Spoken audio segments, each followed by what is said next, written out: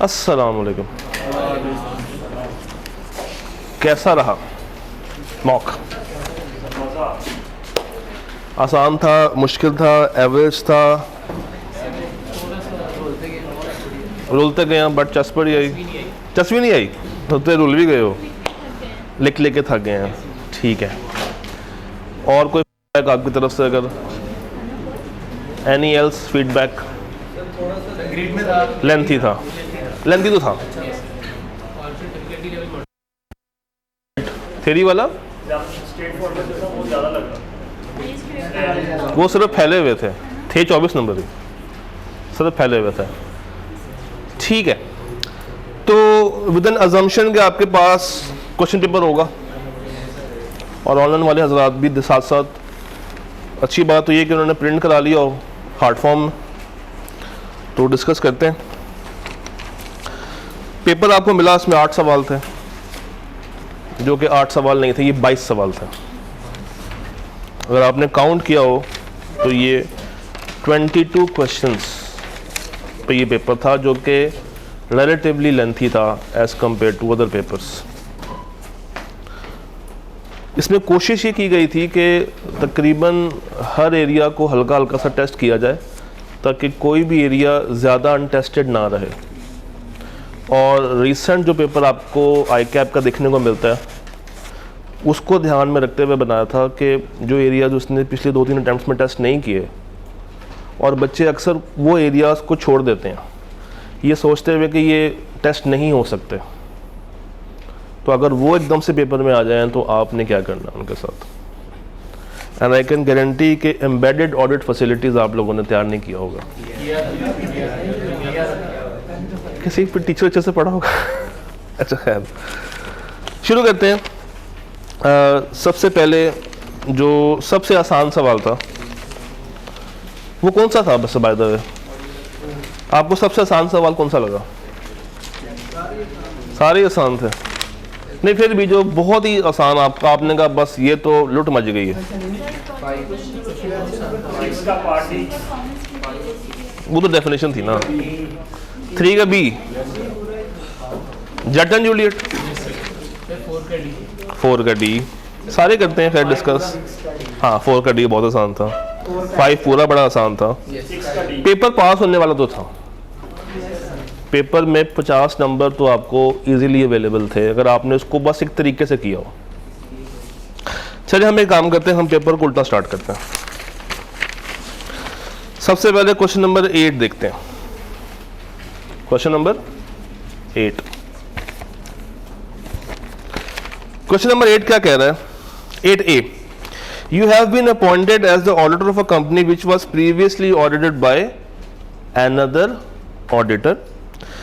Being a new client, what additional considerations would you take into account while performing the preliminary engagement activities prior to commencement of audit? क्या लिखा? Initial audit contribution.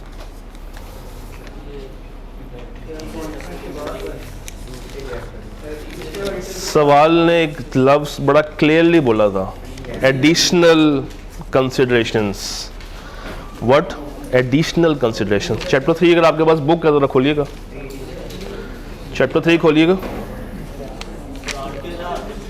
क्या?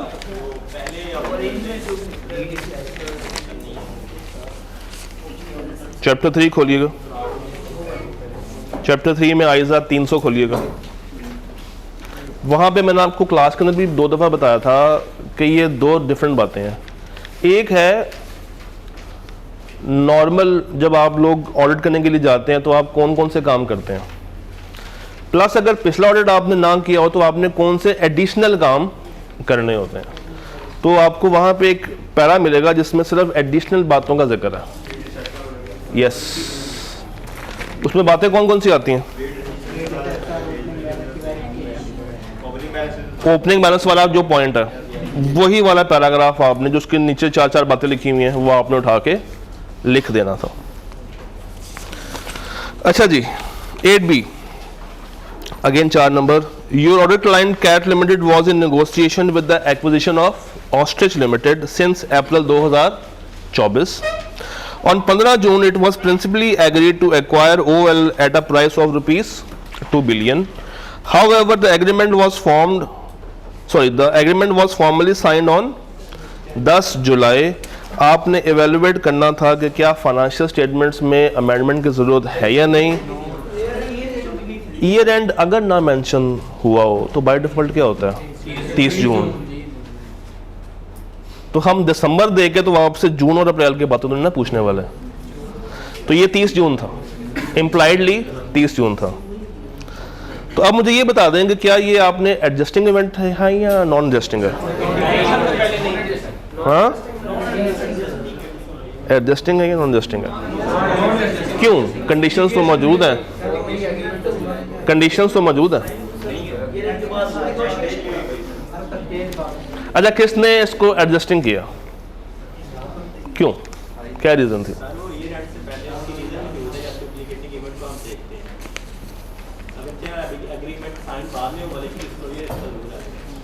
और आपने क्यों किया? क्यों किया? आपने बचपन में एक कॉन्सेप्ट पढ़ा होगा, asset should not be overstated और liability should not be understated. एक कंपनी को एक्वायर करने की बातें चल रही हैं, मगर क्या एक्वायर कर लिया? नहीं। अगर आप 30/6 पे ये जाहिर कर दें कि हमने कंपनी को एक्वायर किया हुआ है, तो क्या ये फ्रॉडलेंट फाइनेंशियल रिपोर्टिंग में नहीं चली जाएगी बात? हालांकि एक्विजिशन आप कब कर रहे हैं? ईयर एंड के बाद। तो इसलिए it was which event? Non adjusting event. इसका डिस्क्लोजर दिया जा सकता है कि हमारी बातें चल रही हैं उनके साथ और हम उनको एक्वायर कर लेंगे या कर सकते हैं, पर चूंकि आपने उसको एक्वायर अभी नहीं किया तो आप उसको कंसोलिडेट करके दिखा नहीं सकते। जी जी, वही ना, डिस्क्लोजर दे सकते हैं और आप नॉन एडजस्टिंग के अंदर उसका डिस्क्लोजर उठा के रेफर कर सकते हैं। अगर वो नहीं लिखते तो ये मिस स्टेटमेंट की तरफ बात जा सकती है। अच्छा, हाँ जी।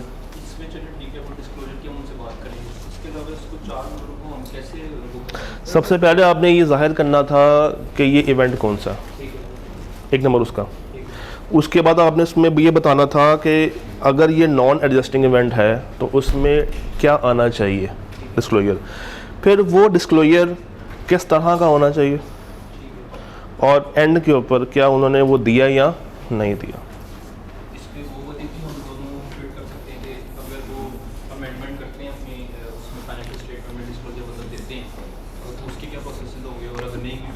अमेंडमेंट किस चीज़ की? डिस्क्लोजर ऑब्वियसली पहले नहीं दिए हुए तो आप हम उनसे कहें कि डिस्क्लोजर तो उसका डेट करवाएंगे। नहीं ना, अभी तो फाइनेंशियल्स बंद नहीं है ना, अभी थोड़ी बन गई हैं, अभी तो वो बना रहे बैठे हुए। अभी तो आपके हाथ में सिर्फ ड्राफ्ट आया होगा, अभी हाथ में क्या होगा? ड्राफ्ट होगा। तो आपने उनसे पहले ये कहना है कि भाई आप लोगों की तैयारी कहाँ तक पहुँची है, क्या आप लोग ईयर एंड से पहले एक्वायर कर लेंगे? उन्होंने कहा नहीं सर, ईयर एंड के बाद करेंगे एक्वायर। तो आपने बस ये कहना है कि भैया इसमें डिस्क्लोजर डाल दीजिएगा, अदरवाइज क्या होगा? Miss statement. अच्छा जी, जी जी,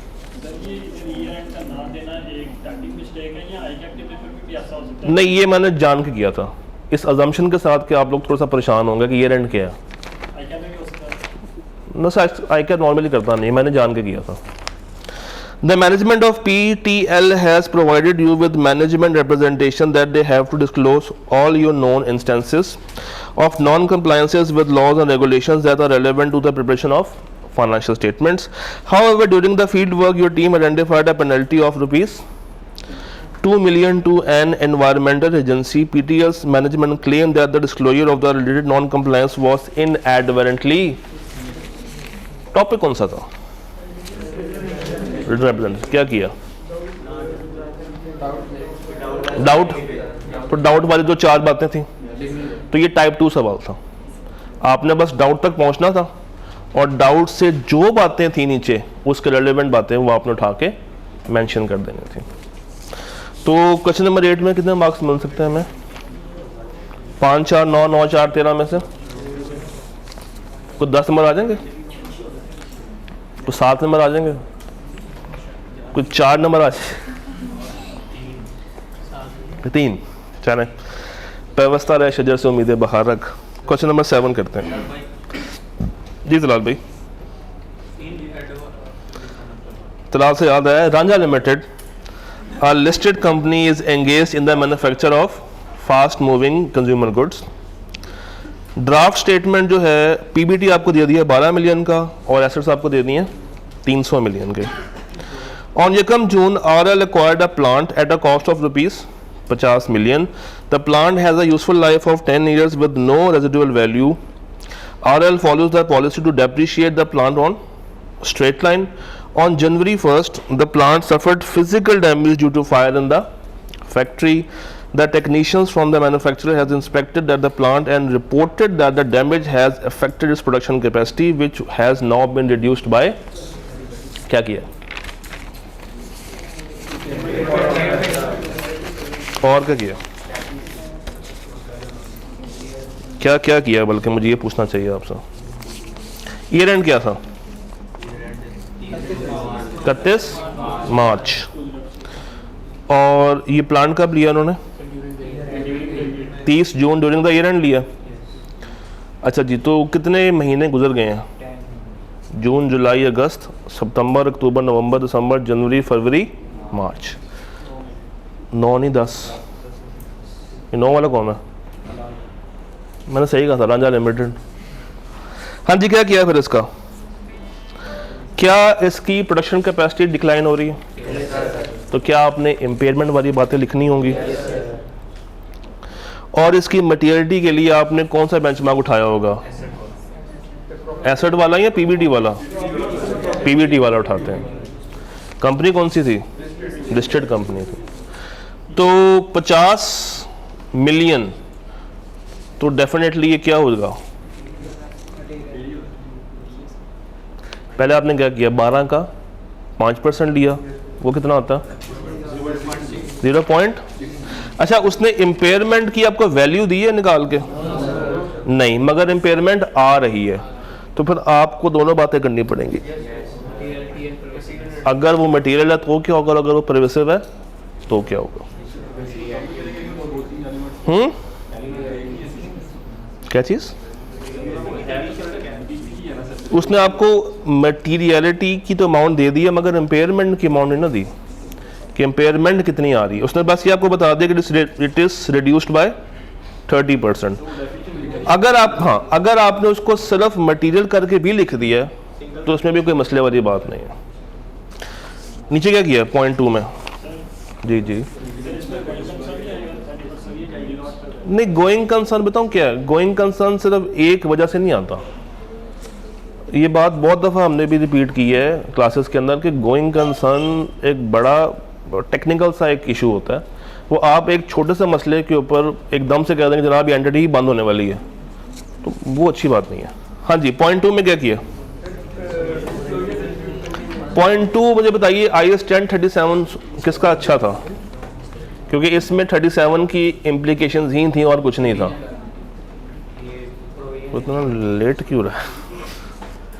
कंटिंजेंट हो गया था या इसमें इशू है तो मुझे बता दें। हो गया था? हाँ, वो तो आपने बतानी है ना। कर लेते हैं। During the year, a petition has been filed by a petition has been filed against RL by one of its customer for the recovery of rupees, मैं क्वेश्चन नंबर 7 के पॉइंट 2 पे हूँ, recovery of rupees 20 million along with the markup damages and compensation on the ground that the materials supplied by RL were defective. RL has filed a written statement in the court denying the allegations. RL's legal advisor is of the view that the final liability of the company may range from 0 to 50%. However, at this point of time, it is not possible to determine the amount. उसने आपको range बता दिया और साथ क्या कह दिया कि इस टाइम के ऊपर हम उसकी अमाउंट को डिटरमिन नहीं कर सकते। With reasonable degree of accuracy, no provision in this regard has been made in the draft financial statements. हाँ जी, ये तो बात समझ लगी थी कि कंटिंजेंट लायबिलिटी है, तो डिस्क्लोजर आना चाहिए था। ये वाली बात लिखी है? तो आपने बस ये बताना था कि चूंकि 0 to 50% तक ये वेरी कर रहे हैं, बेशक अगर वो अमाउंट इस टाइम पे नहीं भी निकाल पा रहे तो एटलीस्ट क्या देना चाहिए, उस रेलेवेंट डिस्क्लोजर को आपने अपनी ऑडिट रिपोर्ट में कहाँ पे दिखाना था, एम्फसिस के अंदर। ये वाली बात बताइए, अल्लाह करे बताइए। जी जी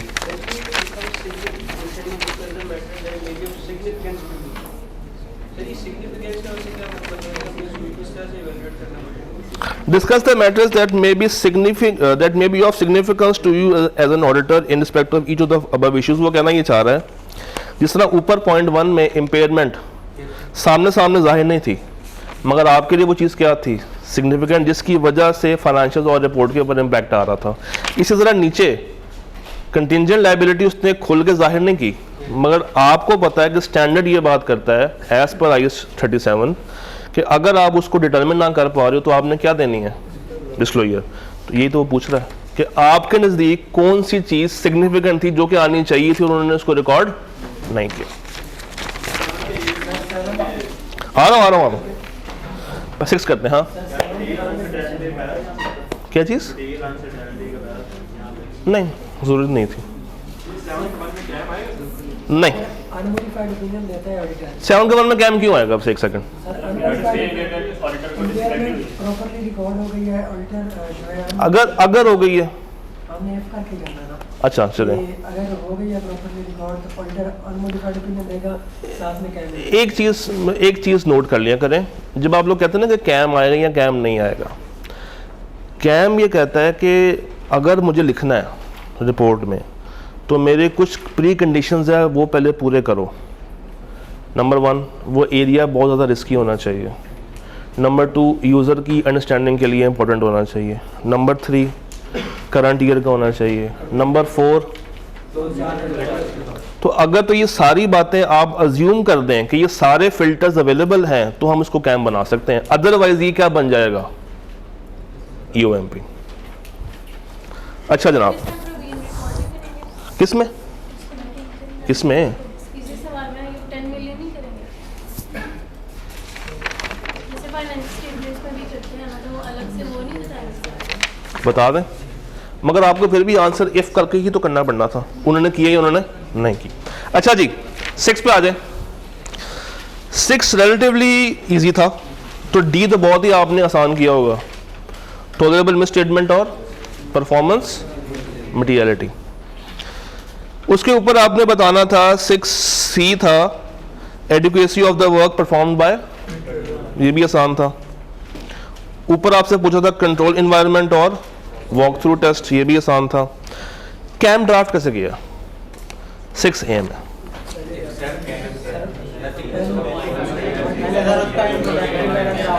सबसे पहले क्या आपने 2 कॉलम्स बनाए हैं, 2 कॉलम्स बनाए थे। लेफ्ट साइड पे आपने कैम बनाया होगा और राइट साइड पे वो कैम क्यों है वो सारी बातें आपने लिखी हैं।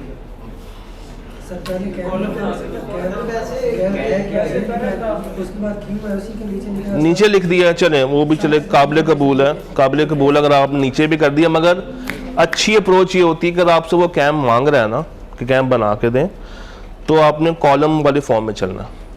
लेफ्ट साइड पे आप उसको कैम ड्राफ्ट करके दें और राइट साइड पे वो जो हमने अभी फिल्टर्स की बात कर रहे थे प्लस वो रेलेवेंट प्रोसीजर्स जो कि आप लगाएंगे जिसकी बेस पे आपने उसको कैम बनाया है वो राइट साइड वाले कॉलम पे आने चाहिए थे, वो लेफ्ट साइड पे आएगा। यस, तो इसका सोल्यूशन आपने एक दफ़ा लाजमी देखना है क्योंकि इसका आंसर हर एक का वेरी करेगा, तो ये आपने लाजमी उसमें से देख लेना है। सर नीचे लिखा ये हुआ था कि you may assume necessary details wherever required. दो मतलब नहीं एक ही बनता, एक ही इशू था।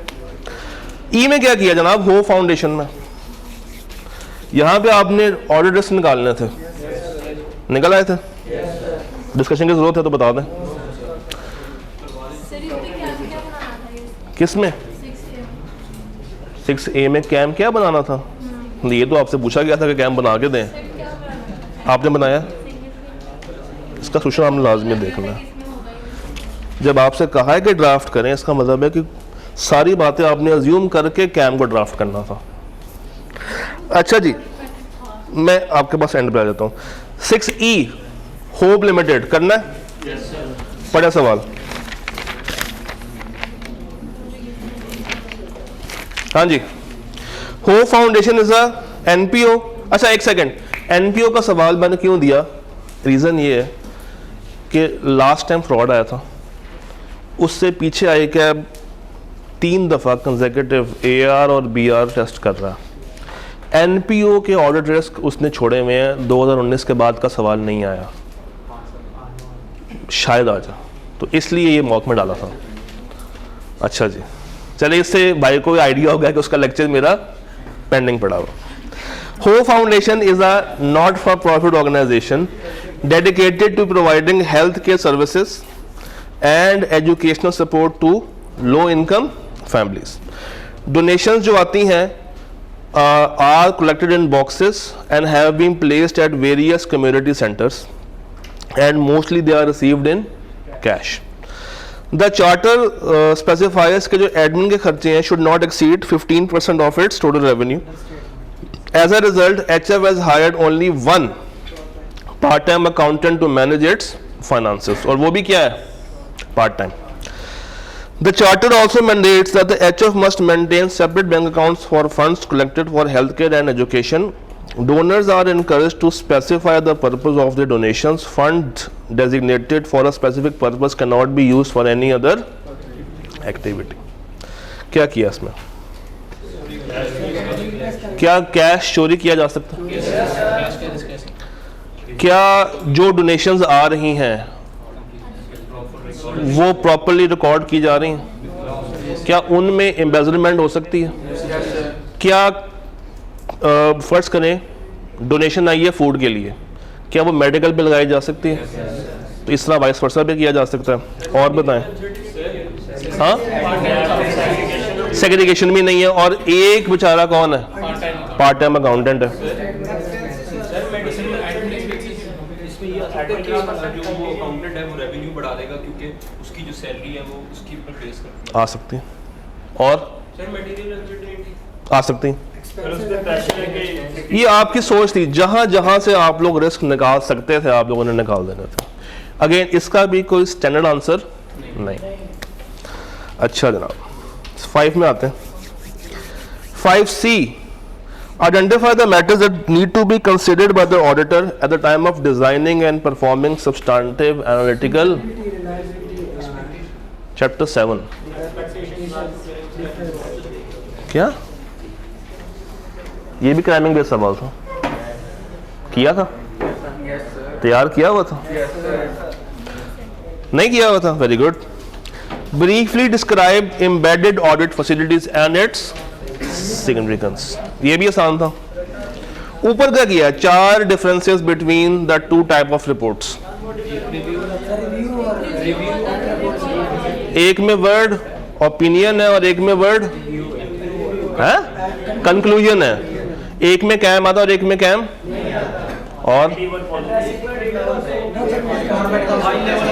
समझ गए आप लोगों ने, यानी कि किया। ठीक है ठीक है ठीक, समझ आगे किया। 4 के डी का क्या किया? 4 का डी नहीं निकाला, 9 आता, 9 है। चेक कर लेते हैं, चेक कर लेते हैं। 1 3 5 7 x। तरीका ये होता है कि आपने मल्टीप्लाई करना है रिवर्स ऑर्डर में। x multiply by 7 multiply by 5 multiply by 3 into and 1 into x 14 15 12 और अब मैं सबको ऐड करें 40। करीब करीब ऐसा नंबर जो कि 11 में पूरा डिवाइड होता हो, 55। इससे आगे भाई ये कौन था 44 वाला? पीछे नहीं जाना। 55, तो 55 माइनस 46 आंसर क्या आता है? This was your check ticket. इसको आपने साबित करना था, ये न्यूमेरिकली वर्क होना था। क्या ये सर अगर थोड़ा सा ज़्यादा नहीं, ठीक है, ये 9 को कैसे लिखना है? आपने कहना था कि x की वैल्यू क्या आई है 9, तो ये नंबर क्या बन जाएगा 1357-9। अच्छा जी, क्या डैश आती है। If difference of opinion arise with in the engagement team, अच्छा इसका क्या किया है, ये टॉपिक कौन सा था 220 क्वालिटीज आपने उसको आंसर करना था। अब अगेन 220 भी क्यों टेस्ट किया यहाँ पे, 220 एक तो रिवाइज हुआ हुआ और लास्ट टाइम भी उसने उस तरह से टेस्ट नहीं किया था। लास्ट टाइम 210 पे उसने एक सवाल पूछा हुआ है, इस दफ़ा 220 के बहुत ज़्यादा चांसेस हैं। तो अगर अभी तक 220 को तैयार नहीं किया तो काइंडली 220 को तैयार कर लीजिएगा। 4A 3 reasons why audit evidence is considered to be persuasive rather than inherent limitation. And what about part B? ये एक सवाल में 2 सवाल में मैंने सवाल चेंज किया था, कर ले, कर लेते हैं।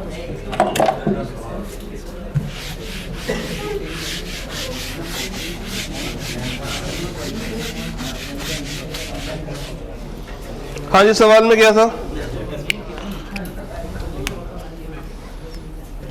फर्म का नाम क्या है,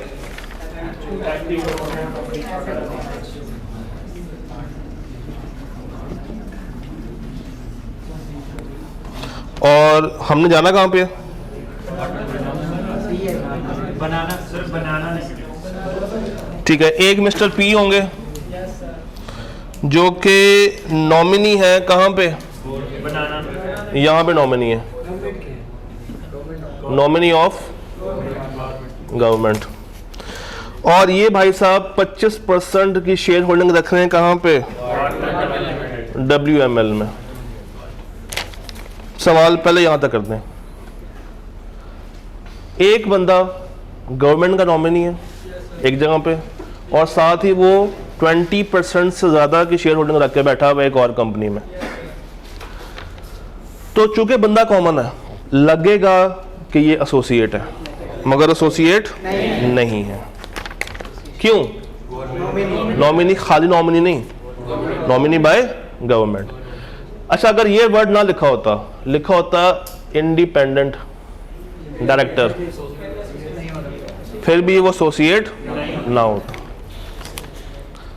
तो ये दो कंपनी का कोई रिश्ता है। तो यहां पे बेशक शेयर्स हैं, क्या इस कंपनी के ऑडिट करने के लिए मुझे इसकी टेंशन लेनी है, तो यहां पे ऑडिट मेरा क्वालिफाई था। अब आए जरा नीचे, further will your answer remain same if mister pumpkin is a nominee director on the board of BL। अगर वो नॉमिनी है BL पे, मगर ये नॉमिनी गवर्नमेंट वाला नहीं है, और क्रेडिटर कौन सा है, WML। यानी कि कहना ये चाह रहा है कि इसने पंपकिन को बिठाया BL के बोर्ड पे। तो क्या अब ये आपस में एसोसिएट बनी है?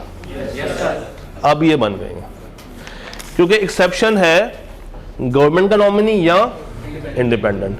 वो नॉमिनी जो कि क्रेडिटर अपॉइंट कर रहा है वो एसोसिएट बनाता है, तो उस केस में आपस में एसोसिएट है।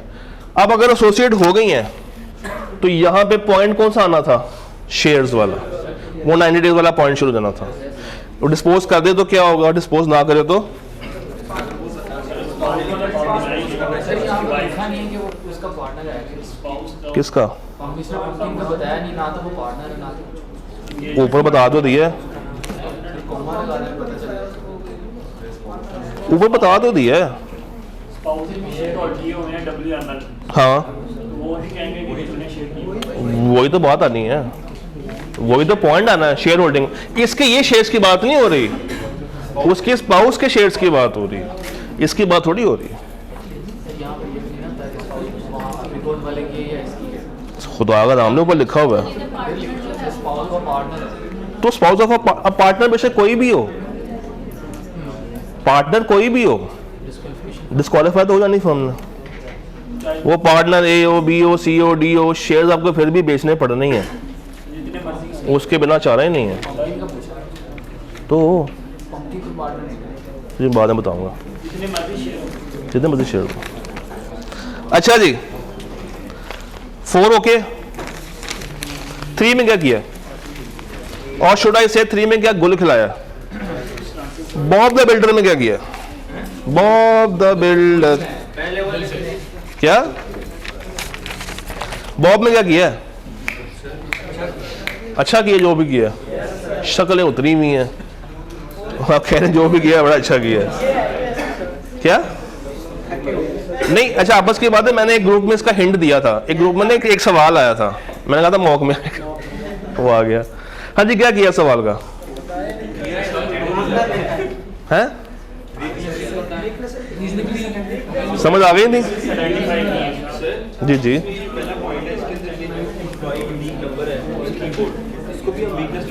Yes yes yes.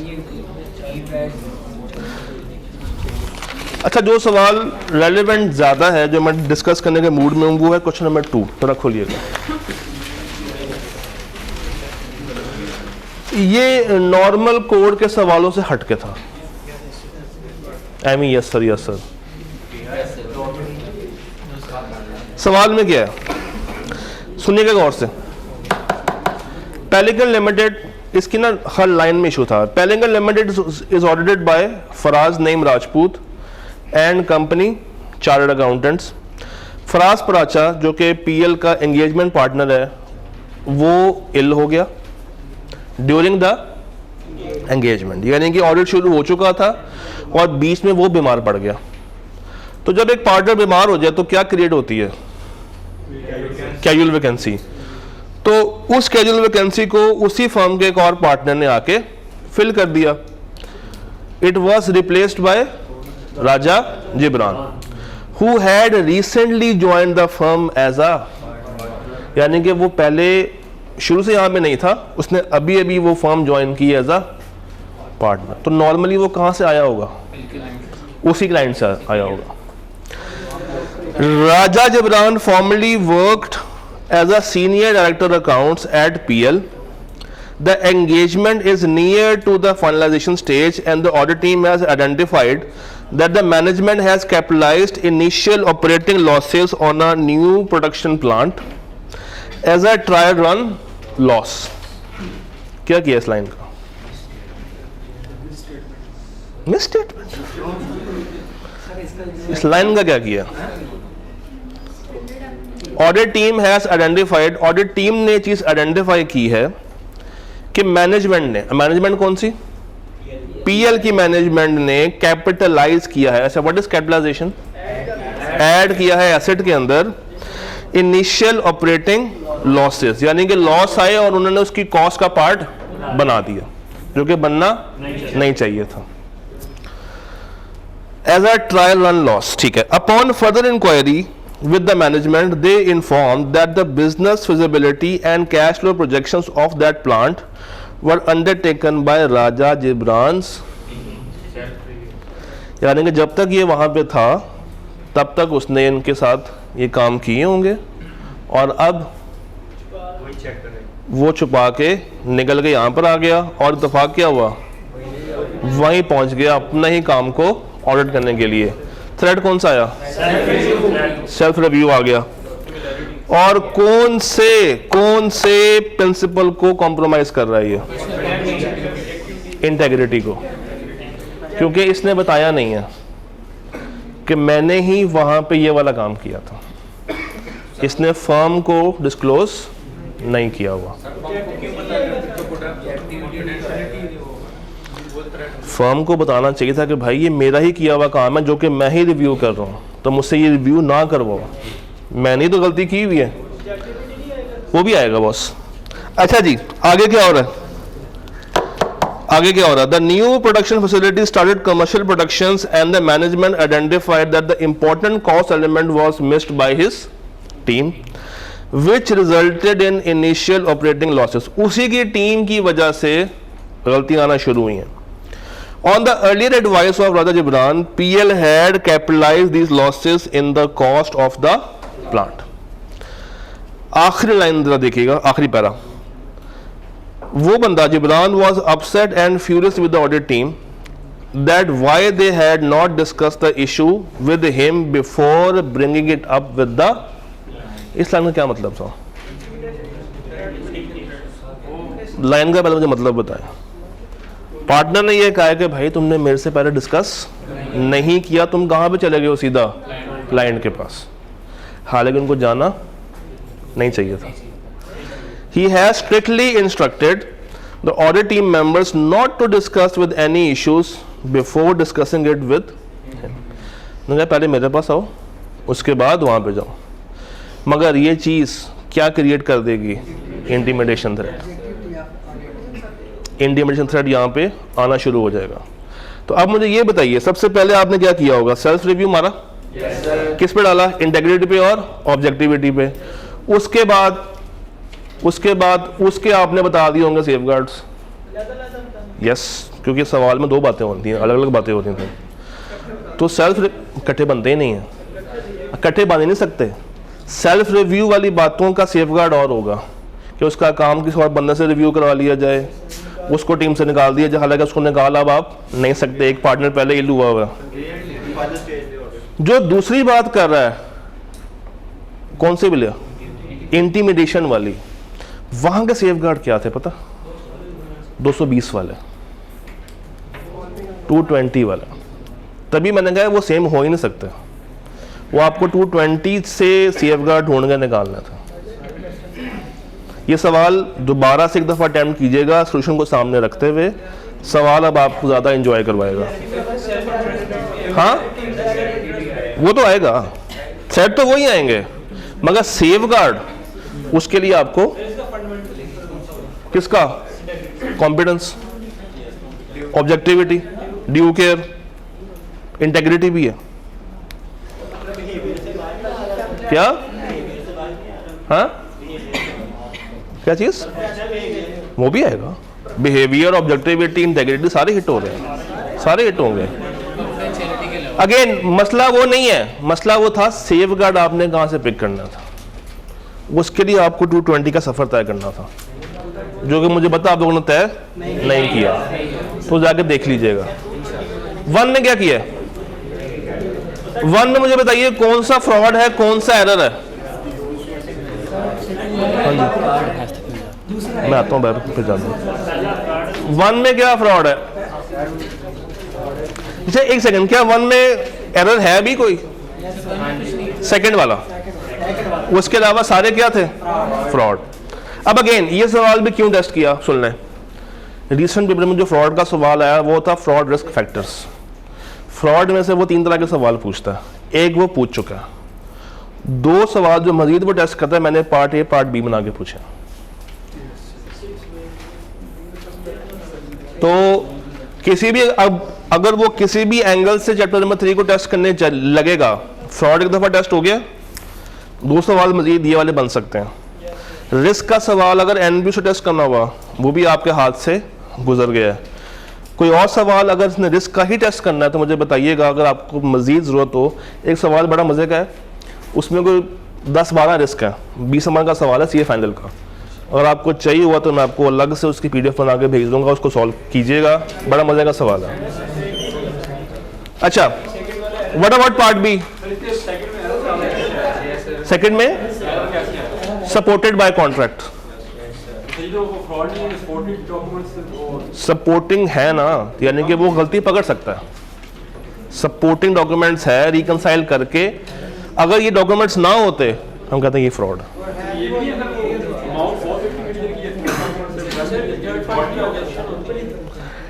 इंटेंजिबल उसने बढ़ाए हैं by 450 million including rupees 12 million for product development, including rupees 12 million. तो 450 के अंदर एक ऐसी कॉस्ट है 12 मिलियन की जो कि उसने इंटेंजिबल में रिकॉर्ड कर दी है. अच्छा जी, और कोई मसला? इसका पार्ट भी हो गया. अच्छा, ये जो 3B था, पीपीई और इक्विटी वाला कुछ ना लिखा होता ना, इसके सिर्फ आपने सब्सटेंटिव लिख दिए होंगे, लिखे इक्विटी के और पीपीई के, बस फिर गुजारा हो जाता। अच्छी बात है, वो आने थे, वो आने थे। हाँ 3 बताएं। नंबर 1 एक बंदे के हाथ में कंट्रोल्स हैं। नंबर 2 सिस्टम कंप्यूटराइज नहीं है। फोरमैन खुद से चीज़ों को चेंज कर रहा है, तो वो तो बहुत सारे हैं इसमें। अच्छा जी, हाँ मैं उसने 4 मांगे हुए हैं ब्रदर, उसने 4 मांगे हुए हैं। अच्छा, कुछ ज़रूरी बातें एग्जाम के लिए सुन लें। अगर देखा जाए विद रीसेंट पेपर लाइनअप, कुछ सवाल ऑन द कार्ड्स हैं। चैप्टर 3 से कुछ भी आ सकता है, तो उसको आपने हर एंगल से, मैंने कहा बहुत ज़रूरी बात पहले आप कर लें, मैं फिर बाद में बोल लूँगा। चैप्टर 3 को आपने हर एंगल से देख के जाना, चाहे वो स्टैंडर्ड मटीरियलिटी का हो, चाहे वो प्लानिंग का हो, चाहे वो स्ट्रेटजी का हो। उसने 20 नंबर पूरे करने हैं और वो 3 से 4 सवालों में पूरे आराम से कर सकता है। चैप्टर 4 से केस स्टडी बड़े अरसे से पेंडिंग आ रही है सैम्पलिंग की, अभी तक उसने टेस्ट नहीं की, काफ़ी अटैम्प्ट्स गुजर चुकी हैं, हमने भी टेस्ट नहीं की। वो अगर करना चाहे तो कर सकता है। चैप्टर 7 से भी एक अच्छा सवाल न्यूमेरिकल उसने रिसेंट टाइम्स में टेस्ट नहीं किया हुआ, एनालिटिकल का टेस्ट कर सकता है। चैप्टर 1 कंपनीज एक्ट का सिनेरियो भी काफ़ी टाइम से टेस्ट नहीं हुआ। चैप्टर 2 में 220 एक अच्छी वेटेज रखता है अब, क्योंकि रिवाइज हुआ है, नया है, फ्रेश है, वो टेस्ट कर सकता है। उसके बाद चैप्टर 5 और 6 में से सवाल बन सकता है, एक ही सवाल के पार्ट A पार्ट B बन सकते हैं।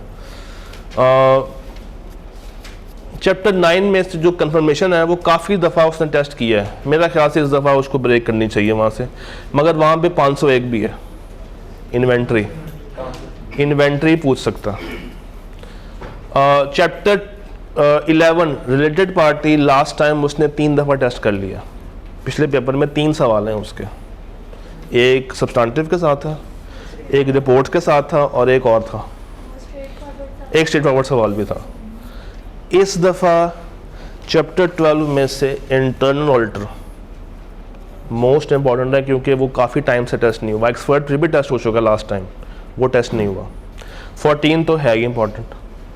15 में से भी लगता है हमेशा के सवाल आ सकता है, क्योंकि देखें 15 वो है जो कि उसको पता है कि वो किसी भी टाइम 2-3 नंबर के लिए फेंक सकता, और बच्चों ने उलट जाना वो सवाल देख के, तो उसको भी पढ़िएगा ज़रूर, मगर दिल पे लगाने की ज़रूरत नहीं। अब अगेन अगर स्टिल कोई प्रॉब्लम हो विद द सॉल्यूशन तो आप बताइएगा, डिस्कस फिर से भी किया जा सकता है। आपसे एक गुजारिश है, अभी भी बहुत टाइम है, अभी भी आपके पास 2 हफ्ते हैं। पेपर कब है? आज क्या है? एग्जैक्ट 2 वीक्स हैं। इन 2 हफ्तों में इन रेलेवेंट एरियाज को अच्छे से तैयार कर लें, ताकि हमें आपकी शक्ल नेक्स्ट टाइम देखनी ना पड़े। ठीक है जी, रब रखा।